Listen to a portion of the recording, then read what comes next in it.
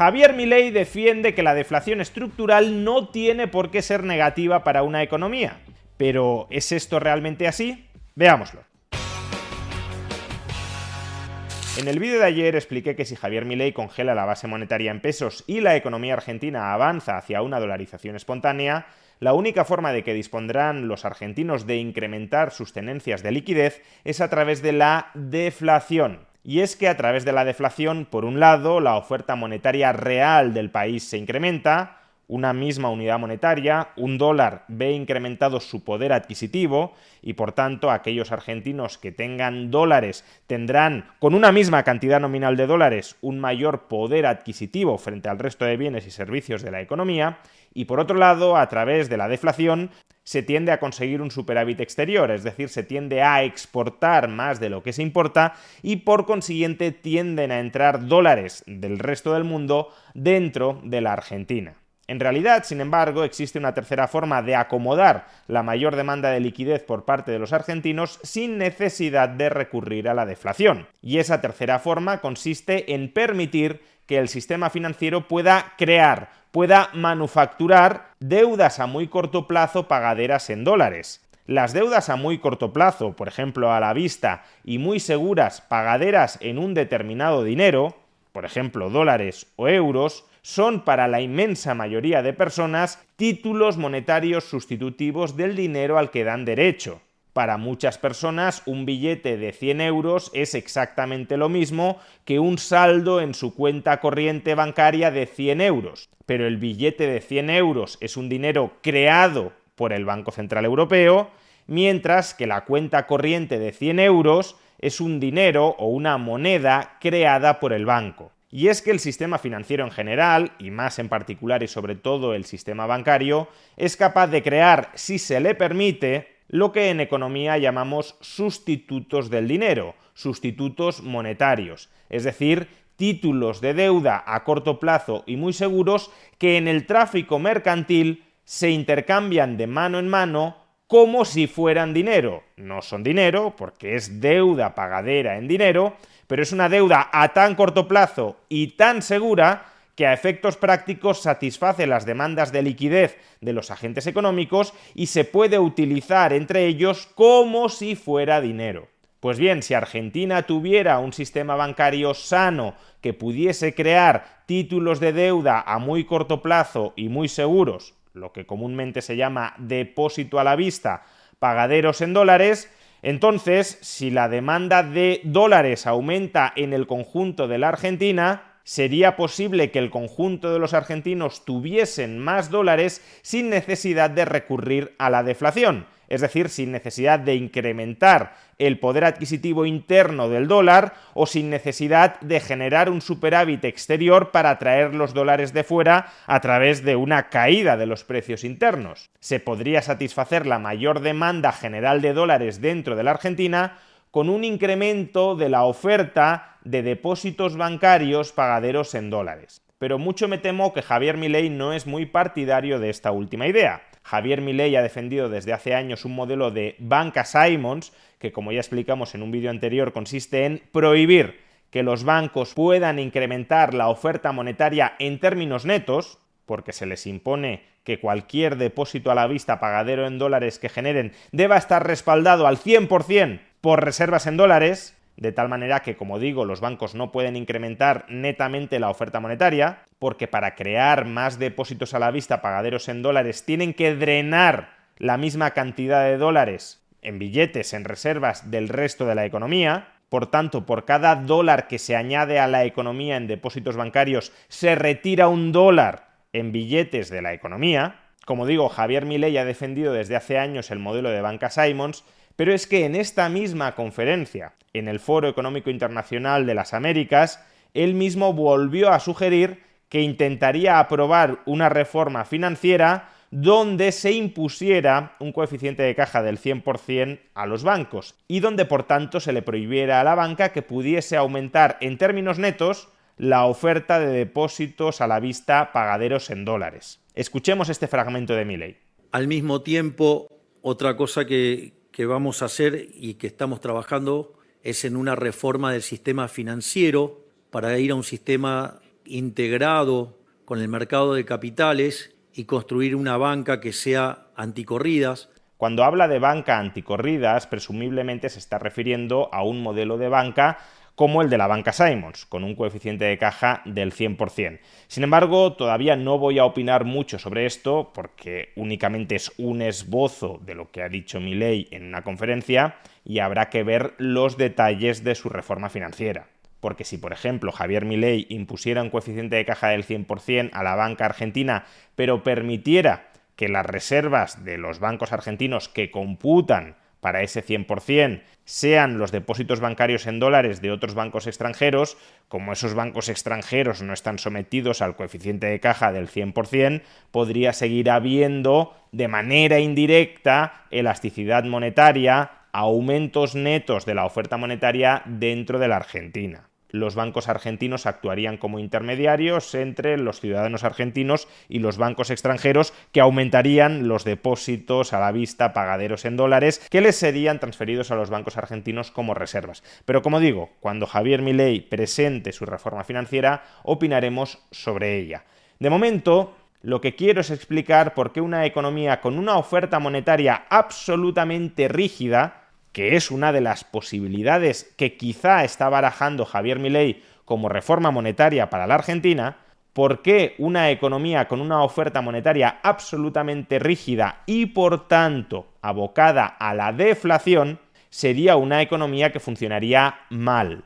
Y como digo, mucho me temo que Javier Milei puede estar pensando en este modelo de economía, porque hace unos días, en su cuenta de Twitter, recomendó un libro defendiendo la deflación de mi amigo y colega, aunque no por ello aliado intelectual, Philippe Bagús. En este tuit, Javier Milei hacía una apología de la deflación. Altamente recomendable para los críticos de la eliminación del Banco Central, o más acotados por la dolarización.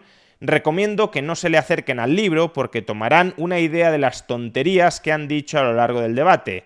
Mentes abiertas a disfrutar de un gran libro. He de aclarar que yo estoy a favor de eliminar el Banco Central y de dolarizar la economía argentina, pero no por eso considero que la deflación sea positiva para el país. Y justamente porque estoy en contra del Banco Central, estoy a favor, al menos como second best, de la dolarización y estoy en contra también de la deflación, también me opongo al modelo de banca Simons, que si se aplicara en una economía dolarizada, la abocaría indefectiblemente a la deflación. En cambio, un modelo de banca como el que existe en una economía dolarizada como Ecuador, tampoco estoy defendiendo nada estrafalario, un modelo de banca como el que existe en otras economías dolarizadas, como Ecuador o como Panamá, no tendría por qué abocar a la economía argentina dolarizada a la deflación. ¿Y por qué creo que la deflación es problemática? ¿Y por qué creo, por tanto, que Milei no debería reformar el sistema monetario y financiero de la Argentina para abocarla a una deflación estructural? Pues de eso quiero hablar en este vídeo. De entrada hay que distinguir que suban y bajen algunos precios de la inflación y de la deflación. La inflación y la deflación provocan subidas o bajadas de precios como consecuencia de la depreciación o de la apreciación del valor del dinero. Pero hay precios que pueden subir o que pueden bajar sin que el valor del dinero se haya depreciado o apreciado. Por ejemplo, si se produjeran globalmente malas cosechas de trigo, entonces el precio internacional del trigo tendería a subir. Y sería bueno que el precio internacional del trigo subiera en relación con los precios del resto de la economía, porque de esa manera se trasladarían factores productivos a intentar acelerar la producción de trigo. En este caso, el trigo no se encarece porque el dinero se haya depreciado. El trigo se encarece porque, como la oferta de trigo es menor, la unidad marginal de trigo se vuelve más valiosa. De la misma manera, se pueden producir caídas de precios que no estén relacionadas con la apreciación del valor de la moneda. Si hay un incremento de la productividad en la industria de los ordenadores, el coste medio de producción por ordenador bajará y la competencia llevará a que el precio de los ordenadores también baje. Y es bueno que ese precio baje en relación con el resto de precios de la economía, porque muestra que el coste de oportunidad de producir ordenadores es menor dentro de ese sistema económico. Pero de nuevo, los ordenadores no se han abaratado porque el dinero se haya apreciado. Así pues, hablaremos de inflación para referirnos a las subidas de precios derivadas de la depreciación de la moneda, y hablaremos de deflación para referirnos a las bajadas de precios derivadas de la apreciación de la moneda. ¿Y por qué se deprecia o se aprecia la moneda generando subidas o bajadas generalizadas de precios? Pues por un lado, la moneda se deprecia generando inflación cuando la oferta de dinero supera la demanda de dinero, y la moneda se aprecia generando deflación cuando la demanda de dinero supera la oferta de dinero.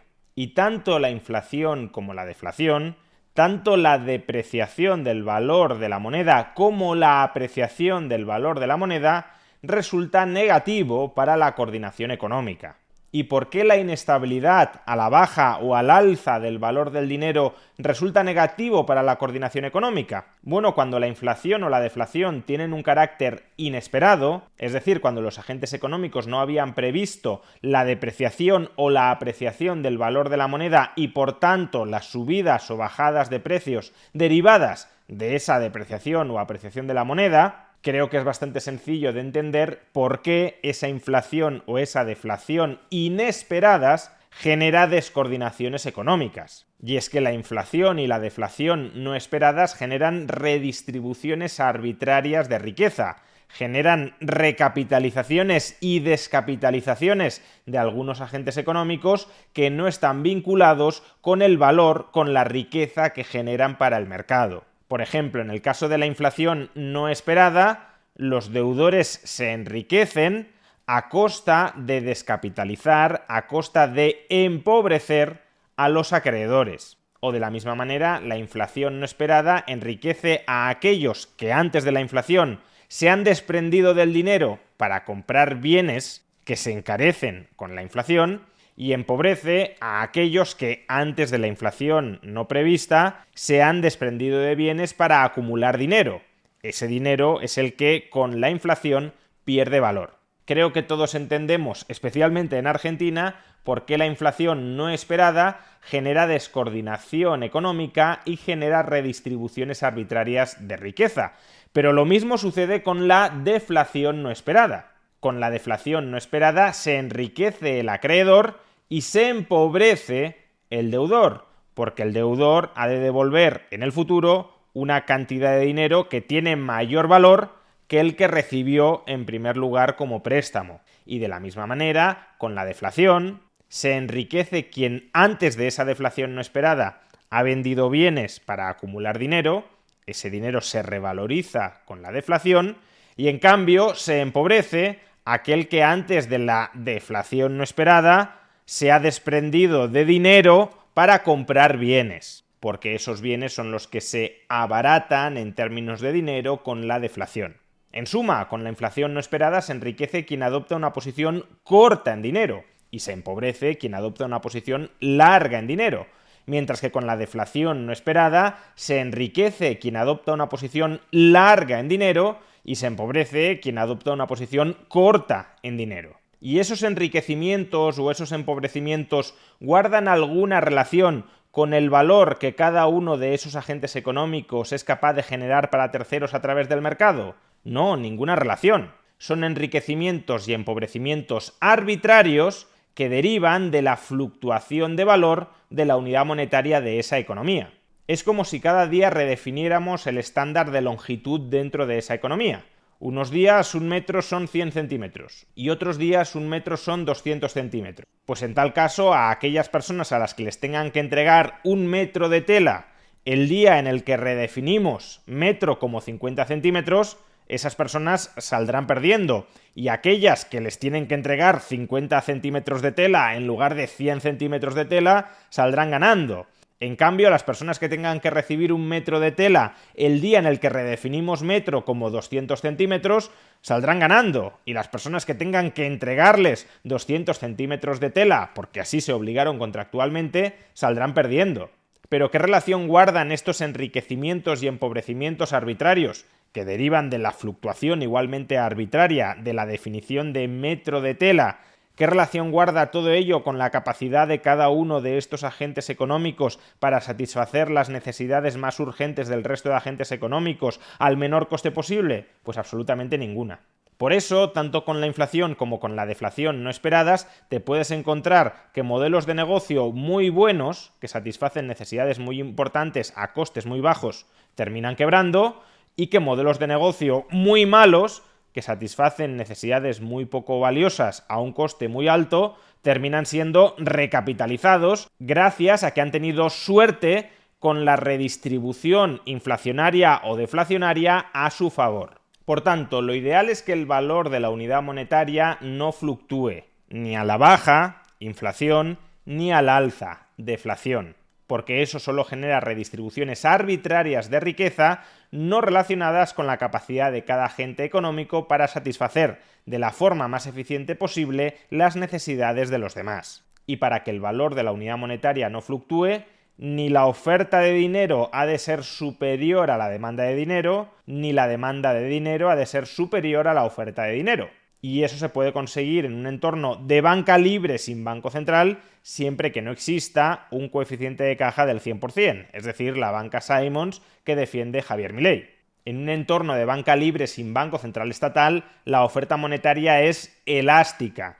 Y eso significa que si la demanda de dinero aumenta, la oferta de dinero también lo hace para estabilizar el valor del dinero evitando la deflación, y si la demanda de dinero cae por debajo de la oferta monetaria también se reduce para estabilizar el valor del dinero evitando la inflación. Ahora bien, uno podría decir que siendo malas tanto la inflación no esperada como la deflación no esperada, si los agentes económicos son capaces de prever adecuadamente la inflación o la deflación, la mayor parte de los problemas, la mayor parte de la redistribución arbitraria de riqueza generada por la inflación o por la deflación, desaparecen. Si, por ejemplo, sabemos que la inflación de este año va a ser el 5%, los acreedores pueden incrementar los tipos de interés a los que prestan a los deudores en un 5%, cubriéndose de esa manera frente a la inflación. O si yo vendo hoy unas mercancías para atesorar dinero y al cabo de un año comprar otras mercancías con el dinero que he atesorado, puedo incrementar hoy el precio de las mercancías que voy a vender en un 5% para atesorar un 5% más de dinero, y aunque a lo largo del año suban los precios en un 5%, mi poder adquisitivo se mantendrá constante. Y lo mismo cabe decir de la deflación. Si esperamos que los precios caigan este año un 5%, los deudores les pueden exigir a los acreedores un tipo de interés nominal 5 puntos más bajo, porque los acreedores recobrarán dentro de un año un dinero que tendrá un 5% más de valor que el actual, y a su vez, quienes compren mercancías hoy para revenderlas al cabo de un año pueden anticipar la rebaja esperada en el precio al que venderán dentro de un año y exigir hoy una rebaja del 5% en los precios de las mercancías que compran y que van a revender un 5% más baratas por la deflación esperada dentro de un año. Si todo esto sucediera, démonos cuenta de que no habría redistribuciones arbitrarias de riqueza como consecuencia de la inflación o de la deflación. Quienes adoptaran una posición corta en dinero durante un periodo inflacionista no ganarían, porque su contraparte, los que adoptan una posición larga en dinero, habrían previsto la inflación y les habrían cobrado un sobreprecio, y a su vez quienes adoptan una posición larga en dinero durante la deflación tampoco ganarían, porque su contraparte, quienes adoptan una posición corta en dinero, habrían previsto la deflación y les impondrían un descuento. Por tanto, en un entorno de oferta monetaria rígida y por tanto tendencialmente deflacionista, como el que aparentemente aspira a implantar Javier Milei en la Argentina, si los agentes económicos fueran capaces de prever perfectamente la deflación, no habría ningún tipo de descoordinación económica. Pero este no es un escenario realista por 3 razones. La primera es que es imposible prever con exactitud cuál será la inflación o la deflación esperada dentro de una economía. No solo porque existe una ineradicable incertidumbre sobre el futuro, sino porque además la inflación o la deflación esperada va a depender de las propias expectativas de los agentes sobre cuál vaya a ser la inflación o la deflación esperada. y si es imposible prever con exactitud cuál va a ser la inflación o la deflación esperada, y si en consecuencia existen diversas expectativas sobre cuál va a ser la inflación o la deflación esperada, subsistirán las redistribuciones arbitrarias de riqueza como consecuencia de esa inflación o deflación no enteramente esperadas. En segundo lugar, porque aun cuando todos fuéramos capaces de prever con exactitud cuál va a ser la inflación o la deflación futura, no todos los agentes económicos tienen la misma capacidad para adaptar sus precios a esa inflación o deflación esperada. Hay precios que se negocian a largo plazo, por ejemplo, los salarios, por ejemplo, los tipos de interés, por ejemplo, los alquileres, por ejemplo, los suministros energéticos. Y todos esos precios no pueden estar fluctuando continuamente en función de nuestras cambiantes expectativas sobre cuál va a ser la inflación o la deflación esperada. El ejemplo más típico y más sencillo de entender: si estamos en un entorno deflacionista, donde los empresarios, en consecuencia, han de abaratar los precios de sus mercancías para seguir vendiéndolas, pero esos empresarios no son capaces de renegociar simultáneamente a la baja los salarios de sus trabajadores o los alquileres que pagan a sus arrendadores, entonces el precio al que van a vender las mercancías va a ser decreciente, mientras que sus costes se van a mantener estables, y eso provocará un estrechamiento de su margen de ganancia que abocará a algunos de ellos a la reestructuración o a la quiebra, es decir, al desempleo de recursos. Es decir, que a corto plazo provocará una recesión. Por supuesto, al cabo del tiempo todo esto se termina solucionando. Los trabajadores despedidos acaban encontrando otro empleo, los inmuebles desocupados terminan encontrando otros inquilinos, etc. Pero durante todo el tiempo en el que se ha destruido un modelo de negocio y sus factores productivos permanecen desempleados, durante todo ese periodo de tiempo no se está generando riqueza. Es como decir que las crisis económicas en el fondo no importan tanto porque a medio o largo plazo se terminan solucionando. Sí, claro, pero durante el periodo de crisis se destruye mucha riqueza. Y en tercer lugar, aun cuando todos conociéramos perfectamente cuál va a ser la inflación o la deflación esperada, y aun cuando todos tuviéramos plena flexibilidad instantánea para renegociar todos nuestros precios, hay precios que ni siquiera son susceptibles de ajustarse en función de la inflación o la deflación esperada. El caso más claro con la deflación son los tipos de interés. Imaginemos que un agente económico está dispuesto a endeudarse a un tipo de interés real del 2%, y hay otro agente económico que está dispuesto a prestarle a un tipo de interés real del 2%. Pues bien, aquí tenemos una oportunidad de coordinación mutuamente ventajosa entre el acreedor y el deudor. Uno se quiere endeudar al 2%, el otro quiere prestar al 2%. Pero ahora imaginemos que ambas partes esperan una deflación durante el próximo año del 5%. Para que con una deflación esperada del 5% el tipo de interés real se mantenga en el 2%, el tipo de interés nominal al que se presta el dinero ha de ser del menos 3%. Es decir, yo te presto 100, tú me devuelves 97 al cabo de un año, pero esas 97 al cabo de un año tendrán un poder adquisitivo equivalente a 102 unidades monetarias actuales. Por tanto, el acreedor prestando hoy 100 y recuperando 97 dentro de un año es como si le hubiesen devuelto 102 en términos reales. Ahora bien, aunque ambas partes sean conscientes de ello, el acreedor no querrá prestar dinero a un tipo de interés del menos 3%. ¿Por qué? Pues porque si el acreedor tiene 100 unidades monetarias y se limita a atesorarlas, no a prestarlas, sino simplemente a atesorarlas, al cabo de un año tendrá 100 unidades monetarias, que con una deflación esperada del 5% tendrán un poder adquisitivo equivalente a 105 unidades monetarias actuales. O expresado de otra manera, si presta 100 unidades monetarias a un tipo de interés real del 2%, nominal del menos 3%, el acreedor gana menos que si se limita a atesorar el dinero. Prestando recupera 97 unidades monetarias con un poder adquisitivo de 102, atesorando mantiene 100 unidades monetarias con un poder adquisitivo de 105. Por tanto, la deflación esperada se carga todo el mercado de préstamos con tipos de interés por debajo de la deflación esperada. En definitiva, las subidas de precios o las bajadas de precios derivadas de cambios en el valor de los bienes son positivas y necesarias para la coordinación económica. Las subidas generales de precios o las bajadas generales de precios, es decir, la inflación o la deflación, como consecuencia del cambio de valor de la unidad monetaria que utilizamos como unidad de cuenta dentro de la economía, no son positivas para la coordinación económica. Los cambios de valor no esperados en la unidad monetaria generan descoordinaciones económicas a través de redistribuciones arbitrarias de riqueza entre los agentes económicos. Y ser capaz de anticipar, aunque sea parcialmente, los cambios de valor del dinero, así como reaccionar para adaptarse a ese cambio de valor esperado del dinero,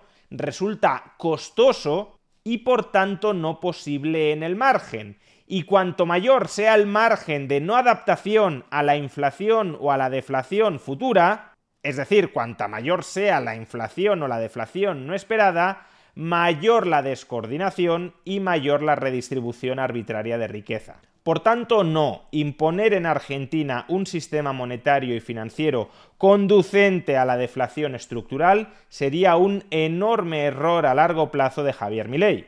Es verdad que, como durante las últimas décadas, el gran problema de Argentina, con mucha diferencia, ha sido la inflación galopante, preocuparse de que en el futuro los problemas puedan venir desde el lado de la deflación parece un escenario absurdamente irreal.